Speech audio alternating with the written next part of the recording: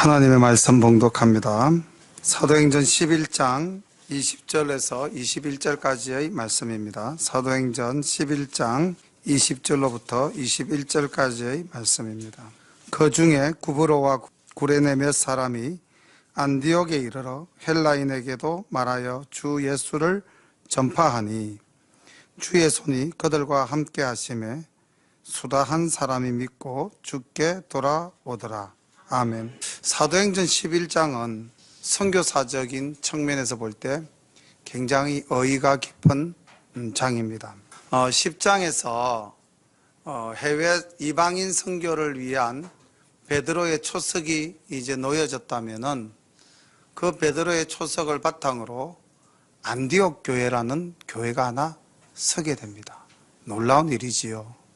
그리고 이 안디옥 교회를 통해서 안디옥 교회를 맡아서 수고하던 바나바와 바울을 선교사로 세워서 이제 이방의 복음을 전하는 본격적인 활동을 하게 되는데, 이 안디옥 교회가 그 핵심적 역할을 하는 교회가 됩니다.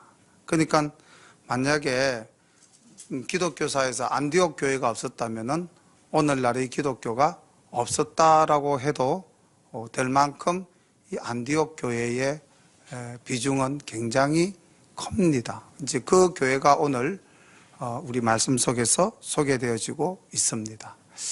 지난 10장에 이어서 11장에도 베드로가 어떻게 고넬료 집안에 들어가서 복음을 전거하고 이제 이방인으로서 최초로 성령 세례를 받고 또 성령님의 역사하신 가운데 주님의 품으로 돌아오게 되었는가.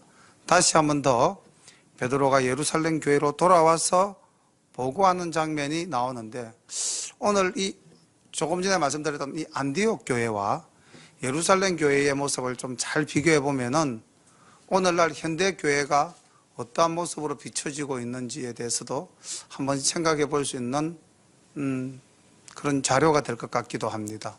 그 다음 또한 이 예루살렘 교회에 등장하는, 눈여겨보시면은 할례 받은 사람 이런 말이 나옵니다. 할례자. 그 할례자들의 행위와 베드로의 모습을 잘 보면서 오늘날 교회 속에서 또 우리들의 살아가는 모습들을 이 내용을 통해서도 발견할 수 있는 주요한 모티브가 있는 걸로 저는 말씀을 준비하면서 생각해 보았습니다. 그래서 우리 성도님들이 예루살렘 교회와 안디옥 교회, 그 다음에 할례자와 베드로, 이렇게 짝을 지어서 한번 생각해 보시면 말씀에 더욱더 은혜가 될 줄로 믿습니다. 유대에 있는 사도들과 형제들이 이방인들도 하나님의 말씀을 받았다 함을 들었더니 베드로가 예루살렘에 올라갔을 때에 할례자들이 힐난하여 가로되 네가 무할례자의 집에 들어가 함께 먹었다 하니 베드로가 저희에게 이 일을 차례로 설명하여 가로되 내가 요빠성에서 기도할 때에 비몽사몽간에 환상을 보니 큰 보자기 같은 그릇을 내 길을 메어 하늘로부터 내리워 내 앞까지 들이우거늘 이것을 주목하여 보니 땅에 네 발 가진 것과 들짐승과 기는 것과 공중나는 것들이 보이더라. 또 들으니 소리 있어 내게 이르되 베드로야 일어나 잡아먹으라 하늘 내가 가로되 주여 그럴 수 없나이다. 속되거나 깨끗지 아니한 물건은 언제든지 내 입에 들어간 일이 없나이다 하니 또 하늘로부터 두 번째 소리가 있어 내게 대답하되 하나님이 깨끗하게 하신 것을 네가 속되다 말라 하더라. 이런 일이 3번 있은 후 모든 것이 다시 하늘로 끌려 올라가더라. 마침 3사람이 내 우거한 집에 섰으니 가이사랴에서 내게로 보낸 사람이라. 성령이 내게 명하사 아무 의심 말고 함께 가라 하시매 이 6 형제도 나와 함께 가서 그 사람의 집에 들어가니 그가 우리에게 말하기를 천사가 내 집에 서서 말하되 네가 사람을 요빠에 보내어 베드로라 하는 시몬을 청하라. 그가 너와 내 온 집의 구원 얻을 말씀을 내게 이르리라 함을 보았다 하거늘 내가 말을 시작할 때에 성령이 저희에게 임하시기를 처음 우리에게 하신 것과 같이 하는지라. 내가 주의 말씀에 요한은 물로 세례 주었으나 너희는 성령으로 세례 받으리라 하신 것이 생각났노라.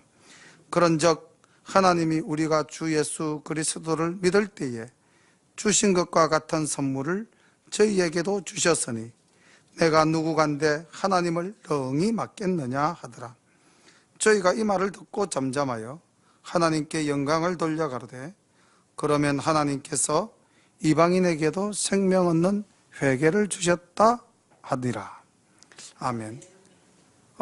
지난 10장에서 우리가 살펴본 내용이 4절부터 16절까지 이제 쭉 다시 리바이벌 되고 있습니다. 그런데 왜 베드로가 그 10장에 나타났던 전후 사정을 이렇게 세밀하게 풀어서 예루살렘 교인들에게 설명했을까요? 우리가 오늘 이 1절, 2절, 3절, 4절을 보면은 좀 고개가 갸웃거려지는 모습이 보이지 않습니까? 1절에 보면은 유대에 있는, 예루살렘에 있는 사도들과 형제들이 이방인들도 하나님의 말씀을 받았다 함을 들었다. 자, 이 소식이 어떤 소식입니까? 기쁜 소식이죠. 그렇죠. 이방인들도 하나님을 믿고 주님께로 돌아왔다더라. 굉장히 기쁜 소식입니다. 그러면은 그 돌아오는 베드로를 어떻게 맞이해야 되겠습니까? 뭐 격려하고 수고했다고 힘써서 고생했노라고 이제 뭐 칭찬도 하고 격려도 하고 그래야 되겠죠. 그런데 이 사람들의 모습을 한번 보십시오. 특히 할례자, 이 할례자가 좀 중요합니다. 이 할례자라고 하는 사람들은요, 애초에 유대교를 믿던 사람들입니다. 그리고 이제 예수 그리스도가 우리를 대신해서 십자가에서 돌아가셨다는 그 구원의 복음을 받아들여서 기독교인이 되었지만은 이들은 여전히 어떤 풍속을 쫓고 있다? 유대교의 풍속을 쫓고 있다는 겁니다. 이거 우리가 그냥 스쳐 넘어가기 쉬운데 이거 우리 신앙에 한번 적용시켜 봅시다. 우리가 예수 믿고 구원받았지만은 우리 속에는 여전히 옛날의 습관과 옛날의 생각과 옛날의 행동이 우리를 오늘도 지배하고 있지는 않습니까? 만약에 우리가 정말로 예수 믿고 구원을 받았다면은 우리의 삶이 어떻습니까? 변화가 되어져야 됩니까? 아니면 그대로여야 됩니까? 삶이 변화가 되어져야죠. 삶이 변하지 않는 신앙 고백은 하나님이 절대 기뻐하지 않으십니다. 우리가 그렇게 말하죠. 예수 믿으면 천국 갑니다. 이렇게 이야기하지만은 오늘 우리가 지난 시간에 봤잖아요. 고넬료가 얼마나 기도에 힘쓰고 얼마나 구제에 힘쓰고 얼마나 유대 사람들로부터 칭송을 받았습니까? 그런데 그 고넬료가 천사도 보았어요. 혹시 여러분들 중에 기도 중에 환상 중에 천사 본 사람 있습니까? 없죠? 그렇다면 고넬료의 믿음이 고넬료가 하나님과 더욱더 우리보다 더 깊은 관계를 맺었다고 말씀드릴 수도 있겠죠. 그런데 고넬료가 구원 받았습니까? 못 받았습니까?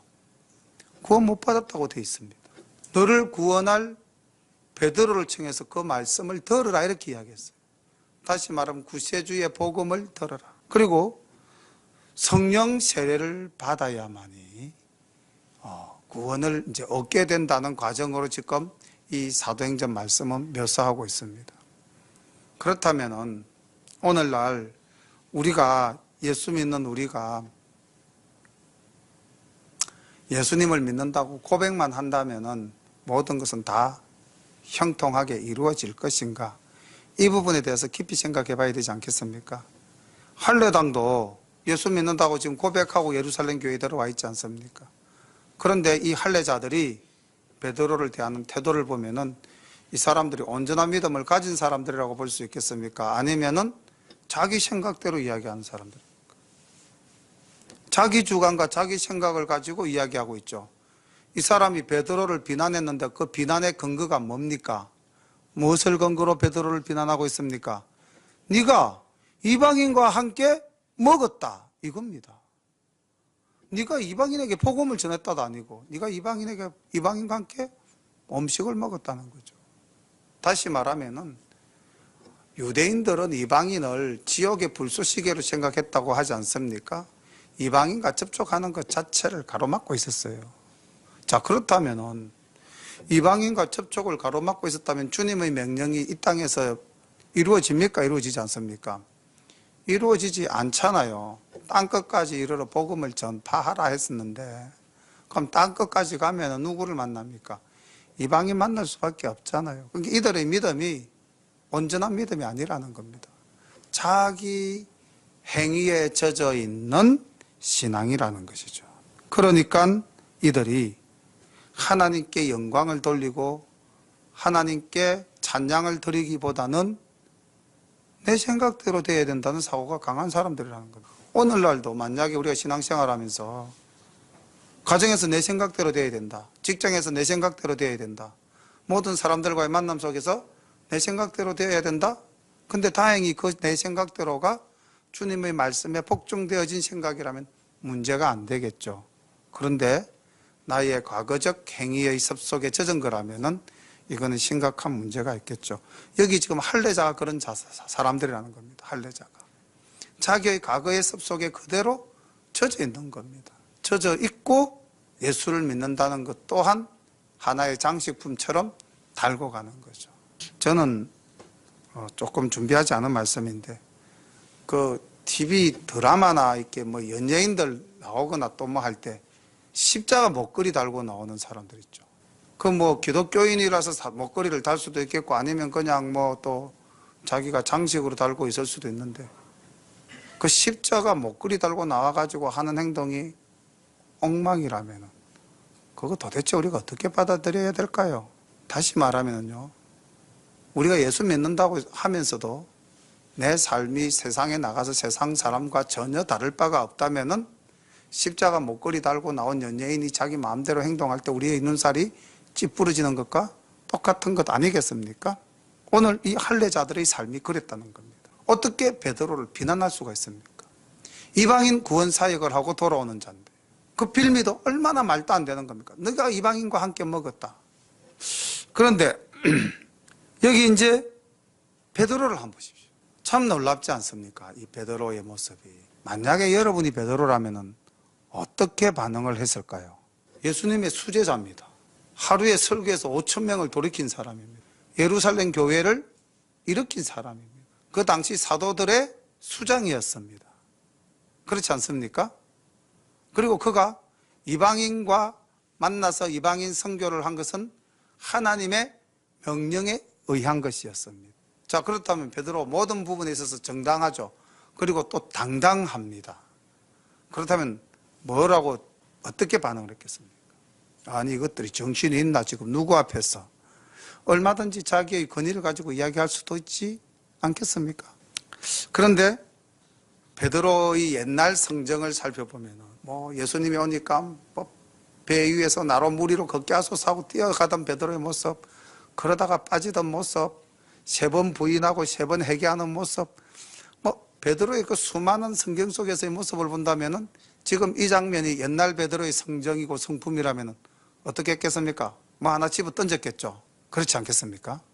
어디다 대고 이렇게. 근데 베드로의 변화를 보십시오. 이게 성령 받은 사람의 모습이라는 거죠. 우리가 본받아야 할 모습 아니겠습니까? 전혀 자기의 권위를 내세우지 않습니다. 그리고 일의 자초지종을 설명합니다. 지금 베드로가 어떻게 보면 굉장한 수모를 당한 것 아닙니까? 말도 안 되는 사람한테 지금 내가 비난을 받고 있잖아요. 우리 차동원 집사님 직장생활 하시니까 어쩔 수 없습니다. 지금 거의 회사에서 고참이시죠. 근데 어저께 들어온 신입사원이 말입니다. 일도 제대로 모르는 신입사원이 집사님이 밤늦게까지 수고해가지고 이제 일을 마치고 돌아왔어요. 마무리를 잘 해놓고 왔습니다. 근데 택도 안 되는 걸 가지고 나사를 왼쪽으로 쪼야 되는데 왜 오른쪽으로 쪼았느냐고. 만약에 그런 걸 가지고 시비를 걸면 집사님은 어떻게 반응을 하시겠습니까? 너무 어려운 질문입니까? 반응이 어떨 것 같아요? 내가 그냥 솔직하게 내본 심으로 예. 지금은 예전에는 좀 그런 게 많은데 지금은 그거에 대한 설명을 좀. 참 놀랍습니다. 아멘입니다. 정말. 조금 전에 말씀이 옛날 같으면 이 말씀이 있었죠. 그죠? 쉽게 말하면 우리 차동원 집사님은 변화되어졌다라는 이야기입니다. 아멘. 그러니까 변화되기 이전에 옛날 내 성정대로라면 한 대 집앞고 이게 어디다 대고 이제 이렇게 나갈 수도 있겠죠. 어저께 갓 들어온 신입사원 주제에 고참이 밤늦게까지 일하고 왔는데 이게 변화되어진 사람과 변화되어지지 않은 사람의 차이점이죠. 저도 옛날 같으면은 신경질부터 먼저 냈을 것 같아요. 제 자신도. 근데 솔직히 이거를 차근차근 설명해 줄 수 있을까? 저 자신에게 물어봐도 좀 저는 답이 아직은 애매합니다. 제가 아직 인간이 그렇습니다. 우리 차 집사님은 설명해 주신다 했는데 저는 아직까지도 설명할 만큼 제 자신이 온전하다 이렇게는 말씀을 감히 못 드리겠습니다. 근데 어쨌든 저도 설명은 못하더라도 꾹 눌러 참기는 하겠습니다. 올라오는 거를 내려가라 이 정도는 저도 할 것 같아요. 예수 믿는 사람은 변해야 합니다. 자기의 성정을 버려야 됩니다. 제가 옛날에 상담 공부하면서 어디서 한번 나눈 이야기인데 그 사람의 인품, 사람의 됨됨이를 우리는 뭐라 그럽니까? 그 사람만의 고유한 특징, 이거를 두 자로 이야기하면은 성격이라 그러죠. 성격. 가장 보편적인 말이 성격입니다. 그렇죠? 근데 이 성격이 조금 나쁘면 뭐라 그럽니까? 성질이라 그럽니다. 어디서 성질 부리고 있어? 그럼 이 성질보다 조금 더 차원을 낮춰서 부르면 뭐라 그럽니까? 예, 성깔이라고 그러죠. 저거 한 성깔이 있네 이렇게 이야기합니다. 예수 믿기 이전에 또는 우리가 예수를 믿어도 구원의 체험, 성령님의 역사를 체험하기 이전에 우리의 사람의 됨됨이는 어느 쪽에 있었다? 성질과 성깔에 있었다면 이제 오늘날 우리의 성격은 어떻게 변해야 됩니까? 성격이 아주 좋은 사람을 저 사람 뭐가 좋다? 인격? 뭐 성격이나 인격이나 뭐 그건 거의 비슷한데 인격이 있다라는 말도 쓰지만은 성격을 다른 말로 하면은 성품이라고 그러죠. 성품. 예, 맞습니다. 성품. 참 저분 성품이 좋아 이렇게 이야기할 거 아닙니까? 자, 그럼 우리는 성질을 가진 사람이 되어야 되겠습니까? 성품을 갖춘 사람이 되어야 되겠습니까? 대답이 없으시네요. 이거 대답을 하셔야 됩니다. 지금 우리가 여기 할례자와 베드로를 한번 보십시오. 할례자는 어떤 사람들입니까? 성격 있는 사람입니까? 성질 있는 사람입니까? 아니면 성깔 있는 사람입니까? 아니면 성품을 갖춘 사람입니까? 한 성깔 하고 있죠. 예. 그런데 베드로는 성품을 갖추었습니다. 다시 말하면은 우리가 이제 이 세상 사람들을 대할 때에 성품을 갖춘 사람으로서 사람을 대해야 되지 않겠는가? 내 성격대로, 그게 성질대로 사는 거죠. 성질대로. 근데 이거 바꿀 수 있을까요? 없을까요? 우리 바꿀 수 있습니다. 차동원 집사님이 조금 전에 말씀하셨지 않습니까? 내가 옛날 같으면은. 근데 지금은 바뀌었다는 겁니다. 사람은 성격을 바꿀 수 없다고 하지만은 우리가 하나님을 만나서 깊이 체험하고 내 자신이 말씀으로 거듭나면은 바뀌어질 수 있습니다. 베드로가 바뀌었지 않습니까? 그래서 오늘 이 베드로의 모습은 우리에게 참 가르치고 시사하는 바가 큽니다. 자기의 권위를 가지고 얼마든지 말할 수 있지만 권위를 내세우지도 않았어요. 그리고 자기의 성격을 가지고 성질을 부리지도 않았습니다. 그는 차근차근 하나님의 역사하심에 대해서 설명했습니다. 다른 말로 하면은 간정했습니다. 내가 이리 해가지고 이리 했노라. 있는 사실 그대로 하나님의 영광을 나타내 보인 것입니다. 저는 우리 열린가족 여러분들이 당신은 행복하십니까를 통해서 상당히 많이 변화되어졌다고 생각을 합니다. 그 중에서 특별히 우리 성도님들 가운데 대표적으로 변화되어진 것이 뭐냐면 저는 말투, 대화법 하여튼 우리가 말이 바뀌어졌어요. 옛날에는 그냥 원망하고 불평하고 시비 걸고 내가 잘했다고 주장하고 네가 잘못했다고 판단하고 그랬던 우리가 지금은 들으려고 애를 쓰고 그리고 그 말을 듣고는 내 생각을 절제하고 상대방과 온전한 대화를 나누려고 애쓰는 모습을 우리 교인들이 다 보이고 있거든요. 그래서 교회가 참 아름다워지고 있어요. 저는 오늘 이 말씀을 준비하면서 우리 교회가 안디옥 교회를 너무 많이 닮았다, 그런 생각을 해봤습니다. 나중에 또 뒤에 가서 말씀드리겠지만은, 저는 우리가 두 돌 됐잖아요, 그죠? 근데 딱 1년 전에 우리 교회에 이제 전도사님 가정이 왔고, 우리가 딱 그것도 1주년 됐습니다. 근데 교회가 1년 만에 많이 변했잖아요. 우리 스스로 생각해도 놀랄 만큼 변하지 않았습니까? 그러니까 지금 조금 이따 보면 알겠지만 안디옥 교회도 1년 동안에 엄청나게 변했어요. 그러니까 난 이 오늘 말씀을 준비하면서 월화수 어떻게 이렇게 우리가 안디옥 교회처럼 복을 받았을까? 이제 그럼 안디옥 교회처럼 부흥되는 일만 남았다, 이제 그렇게 생각을 했습니다. 아멘을 크게 하셔야 됩니다. 예, 우리가 부흥해야 되지 않겠습니까? 여기서 부흥이라는 것은 저는 절대로 인적, 외형적 부흥을 이야기하는 건 아닙니다. 물론 그것도 좋죠. 더 큰 부흥은 뭡니까? 우리의 변화로서 하나님을 기쁘시게 하는 것. 이것이 더 큰 부흥인 줄로 믿습니다.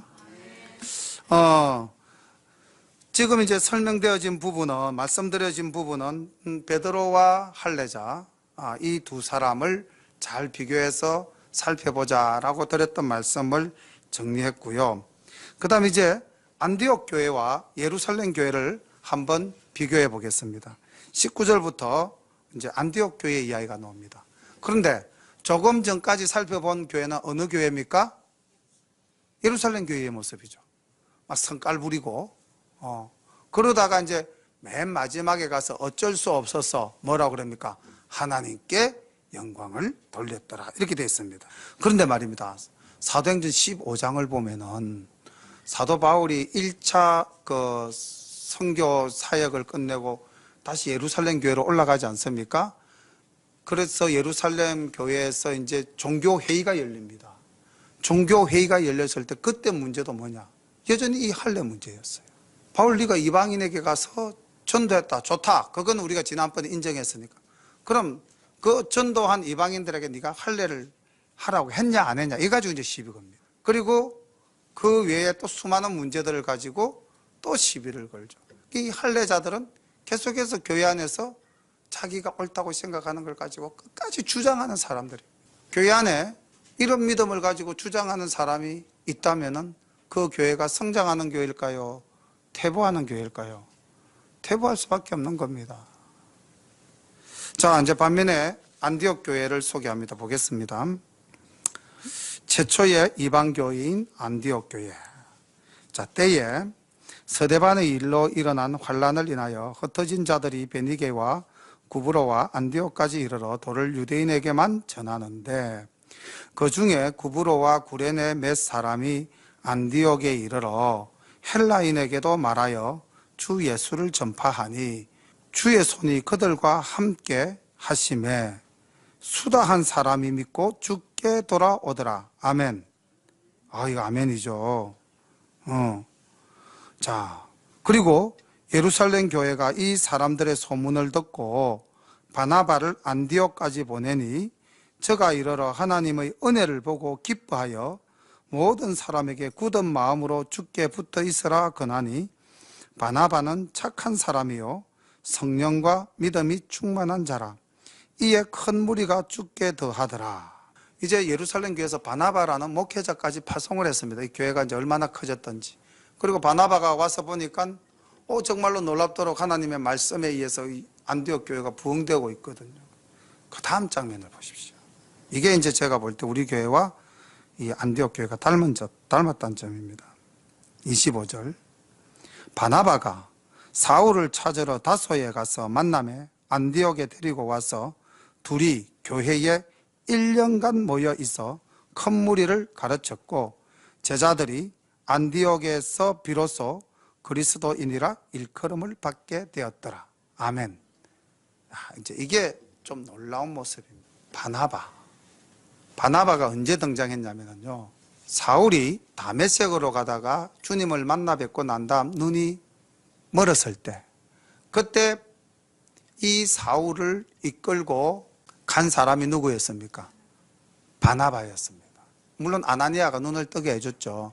그런데 그때 바울을 인도하고 바울을 보살핀 이가 바나바였어요. 바나바가 거기서 처음 등장합니다. 그리고 지금 이 말씀을 보니까 바나바와 사울의 어떤 위상이라는 게 누가 더 교회에서 인정받는 사람입니까? 바나바죠. 바나바에 대한 설명이 24절에 바나바는 착한 사람이요 성령과 믿음이 충만한 자라. 이렇게 누가 인정했다는 겁니까? 예루살렘 교회도 인정했고 온 사람들이 다 바나바를 인정했다는 겁니다. 그렇다면 생각해 보십시오. 바나바가 안디옥 교회로 파송을 받았어요. 그럼 자기가 그 사람들을 끌고 갈 수 있는 능력이 있겠습니까? 없겠습니까? 있겠죠. 그런데 어떻게 합니까? 바나바가 누구를 찾아가죠? 사울을 찾아갑니다. 그런데 사울은 주님을 만나고 변화되어진 상태에서 복음을 전하다가 다메섹에서 생명의 위협을 받게 되자 아라비아로 갔다가 다시 예루살렘에 왔다가 다소 자기 고향에 돌아가 있었습니다. 그리고 그 시간이 성경적으로 봤을 때 한 10년 가까이 됐다고 그래요. 10년 전의 인물입니다. 까마득히 잊어버릴 수도 있는 인물이죠. 교회에서 큰 영향력을 가졌던 인물도 아닙니다. 단지 바나바가 기억하고 있는 것은 뭘 기억하고 있는가? 이 사람은 내가 이방인에게 복음을 증거하기 위하여 택한 나의 종이다. 이거는 바나바가 기억하고 있었습니다. 그래서 안디옥 교회가 유대인 교회입니까? 이방인 교회입니까? 이방인 교회잖아요. 그래서 바나바가 사울을 찾아간 거예요. 근데 이 바나바라는 사람이 얼마나 대단한 사람입니까? 아니, 자기가 혼자 할 수 있잖아요. 그리고 그 안디옥 교회를 부흥시키고, 안 그래도 잘 부흥되고 있는 교회인데 자기가 관리만 잘하면은 모든 영광을 자기가 받을 수 있는데 사울을 찾아간 거예요. 그리고 사울을 데리고 옵니다. 그리고 함께 동력합니다. 이 모습이 아름답지 않습니까? 자기의 결점, 자기의 약점을 알고 그것을 보완할 수 있는 사람, 또 하나님이 주신 자기의 달란트를 정확하게 알고 있는 사람. 물론 바나바도 사울과 함께 1차 선교 사역을 떠납니다마는 두 사람은 곧 갈라서게 되죠.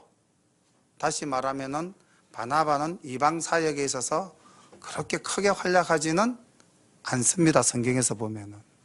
바나바가 없었다면은 사도 바울도 없었습니다. 저는 이 모습이 말씀을 준비하면서 참 아름답다고 생각을 했어요.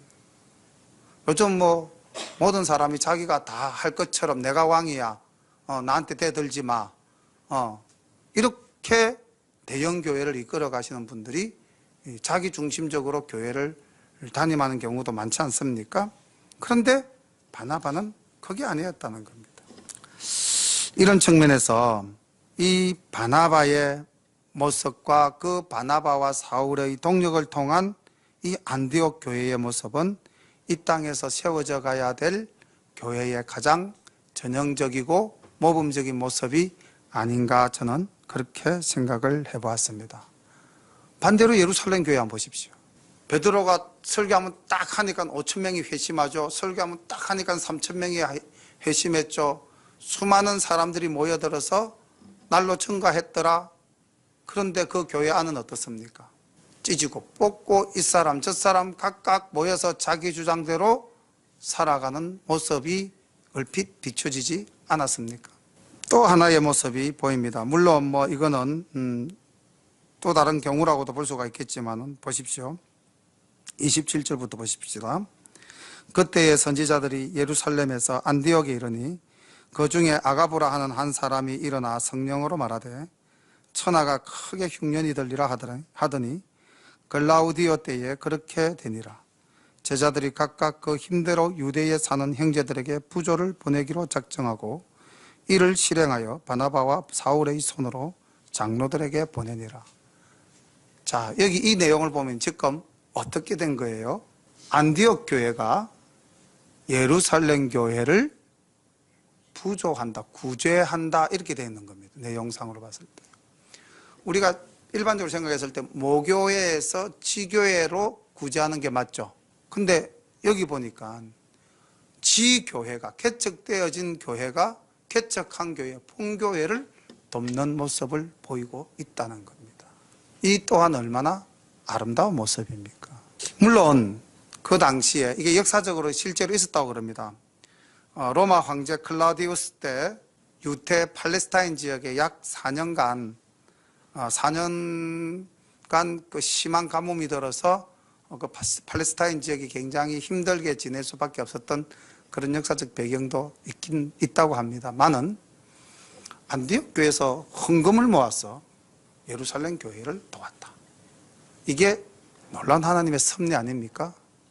이로써 이제 이방 사역에 대한 본격적인 궤도가 열리게 되는 겁니다. 예루살렘 교회에서 안디옥 교회로부터 구제를 받았는데 안디옥 교회가 하고자 하는 일에 그 아까 할례자와 같은 사람들, 그 시비 걸기 좋아하는 사람들이 감히 감내라 콩내라 할 수는 이제 없게 안 되었겠습니까? 그런 걸 보면은 하나님의 놀라우신 섭리가 이 가운데에도 역사를 지배하신 하나님의 모습을 우리가 볼 수가 있다는 거죠. 우리 교회는 어떤 교회가 되어야 될까요? 이제 안디옥 교회와 예루살렘 교회 두 교회를 봤습니다. 먼저 부흥되고 먼저 성장한 예루살렘 교회. 그러나 그 교회는 가만히 보니까 하나 되지 못한 교회였습니다. 각자가 자기의 주장을 내세우고 있는 모습들이었습니다. 물론 베드로가 자기의 성격 다 내려놓고 교회의 화합을 위해서 힘썼지만은 우리가 아까 말씀드린 15장 가서 만나는 예루살렘 교회의 모습도 여전히 이 우리 11장 초반부에서 만나는 예루살렘 교회의 모습과 별다르지 않거든요. 그래서 우리가 오늘 이 시간에 정말로 나 개인의 성품, 아까 할례자와 같은 성품의 소유자인가? 아니면 정말 베드로와 같이 변화되어진 성품의 소유자인가?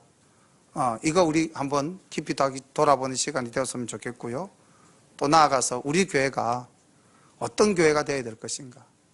내가 다 잘났다고 내 것만 주장하는 그런 각 사람들의 목소리들이 이 각각에서 터져 나오는 교회가 되어야 될 것인가?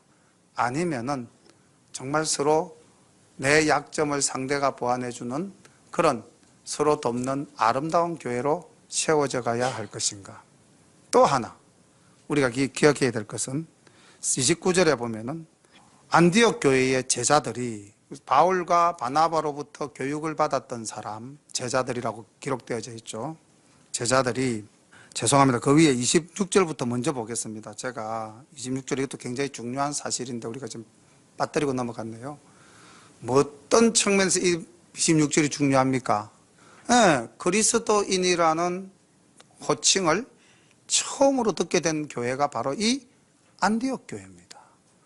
쉽게 우리말로 번역을 하면 예수쟁이, 이 말을 들었다는 겁니다. 예수 믿는 사람들. 자, 그러면은 예수 믿는 사람들이라고 일컬음을 받았다라는 이 표현은 안디옥 교인들에 대한 칭찬입니까? 아니면 모욕입니까? 칭찬이죠. 자, 잘 생각해 보십시오. 그리스도인이라 예수 믿는 사람들이다라고 불러준 사람은 누굴까요? 믿는 사람일까요? 안 믿는 사람일까요? 안 믿는 사람들이 믿는 사람들을 보고 저 예수쟁이 이렇게 이야기했겠죠. 그런데 이때 저 예수쟁이 했을 때 이 예수쟁이라는 말은 긍정적인 표현일까요? 부정적인 표현일까요? 신앙적 관점에서 굉장히 긍정적인 표현입니다. 우리는 예수쟁이라는 말을 들어야 됩니다. 예수 믿는 사람, 너희들은 뭔가 우리와는 다르네, 이거 아닙니까? 이런 사람들로 바뀐 겁니다. 안디옥 교인들이 바울과 바나바의 1년간 교육에 의해서 바뀌었어요. 그렇게 성품이 바뀌니까 이 사람들이 29절에 그 1년 예수 믿어서 1년 예수 믿어서 무엇을 하고 있습니까? 지금 예루살렘 교회를 돕는 사람이 되어 있지 않습니까? 놀라운 변화 아닙니까? 그런데 보니까 각각 힘대로 자기의 능력대로, 그 다음 부조를 보내기로 못하고 작정하고, 그 다음 어떻게 했습니까? 작정하고 난 다음에 30절에 실행하여. 이거 굉장히 중요합니다. 각각 힘대로 작정하고, 그 다음 실행하여. 이거 우리가 예수 믿으면서 이거 안 되는 사람들 많습니다. 각각 힘대로를 이거 빼고 저거 빼고 그래서 힘을 주랍니다. 저는 우리 애들 11조 교육을 시킬 때 제 자신도 뭐 직장 생활할 땐 그렇게 했습니다만은, 월급을 받으면은 우리가 받는 돈이 두 가지잖아요. 하나는 세금 전 수입, 그 다음 이런 거 저런 거 다 제하고 난 다음에 내가 실수령액. 11조는 어느 걸 가지고 해야 될까요? 갈등되는 분들도 많습니다. 저는 세금 떼기 전에 11조를 했습니다. 평생을. 소득의 11조니까. 어쨌든 그렇게 해서 애들 보는 앞에서 늘 월급날은 딱 월급을 가지고 와가지고 명세서 펴놓고, 그 다음 이제 예배 드리고 11조를 뗍니다. 그럼 이제 애들 보는 앞에서 원래 찍힌 거, 거기에서 11조를 딱 뗍니다. 그리고 뭐 이제 애들 용돈 주고 뭐 이렇게 저렇게 하고 나면 거의 돈이 딸랑딸랑입니다. 그럼 이제 살림은 나중에 집사람이 월급 받으면 이제 그거 가지고 살림을 살았습니다. 지금도 우리 애들은 교회에 내는 11조는 세전 11조를 내게 교육을 시켰고 지금도 그렇게 하고 있습니다. 근데 이제 제가 아는 또 한 친구는 그 부모님이 다 믿는 가정인데도 어릴 때부터 이렇게 신앙적인 교육을 잘 받았음에도 불구하고 젊은 친구가 11조를 안 합니다. 그냥 감사한금에서 끝이 나요. 먹고 살기도 바쁜데 냈을 것도 없는데 어떻게 11조를 하란 말입니까? 요즘 젊은 세대들 중에 그런 사람들 들어있을 거예요, 아마. 근데 여기 우리가 29절에 1년 된 성도들이 각각 힘대로 자기의 능력에 맞는, 자기의 수입에 맞는, 그 다음 작정하고 결심했다는 거. 나도 이제 올해부터는 11조 정확하게 해야지. 결심하죠. 근데 실제로 딱 상황이 부딪히면은 난데없는 차가 고장이 나가지고 30만 원이 깨졌다. 그러면 이제 작정은 했는데 그 다음 뭐가 안 되는 경우가 있습니까? 실행이 잘 안 되는 경우 우리 혹 있죠, 신앙생활 하다 보면. 그렇잖아요. 근데 여기 보십시오. 1년 된 성도들이 각각 힘대로 작정하고 실행하였다. 이거 우리가 오늘날 신앙생활 하면서 이 부분은 함께 은혜 받아야 될 줄인 믿습니다. 사실은 우리가 이 헌금에 대해서는 바울이 고린도 후서 9장 7절에도 오늘 이 표현과 거의 유사한 말씀을 하고 있습니다. 각각 그 마음에 정한 대로 할 것이요 인색함으로나 억지로 하지 말지니 하나님은 즐겨내는 자를 사랑하시느니라. 이렇게 말씀하셨습니다. 우리가 사실 저도 그렇습니다. 물질 앞에서 자유롭고 물질 앞에서 당당할 수 있는 사람이 얼마나 되겠습니까? 그러나 우리가 기본적으로 하나님 앞에서 즐겨내는 자가 되시기를 축원합니다. 오늘 우리는 이 안디옥 교회의 교인들의 모습과 예루살렘 교회의 교인들의 모습, 안디옥 교회와 예루살렘 교회, 그리고 또 예루살렘 교회 안에 아까 베드로와 같은 인품을 가진 자와 또 할례자와 같은 성과를 가진 사람들을 만나 보았습니다. 우리는 결론을 조금 문장을 만들어 왔습니다. 우리는 안디옥 교회에서 가장 이상적인 교회 성장의 모습을 발견하였습니다. 훌륭한 목회자인 바나바의 파송으로 무리가 더욱더 많아지자 바나바는 홀로 더 이상 목회할 수 없었습니다. 사실은 더 할 수 있었습니다. 그러나 바나바의 겸손함이 목회를 더 할 수 없게 만드는 거죠. 그래서 바나바는 자기보다도 더 훌륭한 목회자 바울을 찾아가 함께 동역할 목회자로 초청합니다. 이렇게 해서 교회는 양적 성장의 위주에서 교육 위주의 목회로 탈바꿈을 합니다. 그리고 결국 믿지 않는 사람들로부터 안디옥 교인들이 그리스도인이라고 인정을 받을 만큼 성숙된 교회와 교인으로 성장합니다. 불과 1년 사이에 일어난 변화라고 본문에서는 이야기하고 있습니다. 좋은 목회자와 좋은 동역자, 그리고 좋은 성도들이 모인 교회의 아름다운 모습입니다.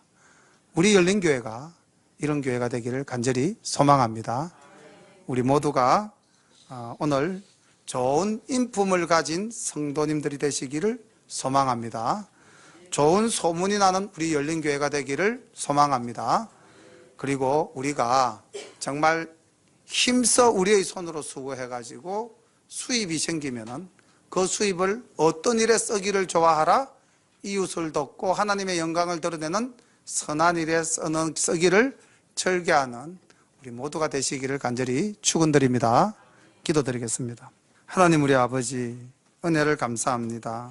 예수를 믿는다면서도 여전히 우리는 우리의 성질대로 살고 있는 것이 아닌가. 오늘 본문 말씀을 보면서 할례자들이 하나님의 영광보다는 자기들의 풍속과 습관에 지배되어 사는 그리고 행동하는 모습들을 바라보았습니다. 하나님, 우리의 옛모습과 너무 많이 닮았습니다. 이제 이런 옛모습 다 내려놓는 저희들 되게 인도하여 주옵소서. 그리고 정말 베드로와 같이 옛날에 나의 그 못된 성질 다 내려놓고 하나님 영광을 위하여 또 덕을 세우고 화합을 이루기 위하여 하나님 100번, 200번 양보하여 참고 간정하는 그 모습을 볼 때에 우리의 신앙이 저렇게 성숙될 수 있도록 간절히 소망합니다. 하나님 함께하여 주옵소서. 또 하나님 아버지, 안디옥 교회가 정말 좋은 동역자를 만나서 말씀으로 거듭날 때에 그들이 그리스도인이라 칭함을 받는 놀라운 역사를 우리가 만나보았고, 그들의 신앙생활이 하나님 보시기에 얼마나 아름다운 신앙생활이었는지, 그 교회가 바울과 바나바를 통하여 이방 선교사에게 얼마나 힘쓰는 교회가 되었는지 앞으로 우리가 기대하며 또 바라보게 될 터인데, 하나님 우리 열린교회가 이런 안디옥 교회처럼 좋은 소문나는 교회, 하나님께 영광을 돌리는 아름다운 교회, 교회가 안에서 서로 화합하며 서로 돕기를 절개하는 교회가 될 수 있도록 인도하여 주옵소서. 하나님의 선한 손길이 늘 우리 위에 함께 하심에 감사와 찬양을 드리며 예수님 이름 받들어 기도드리옵나이다. 아멘.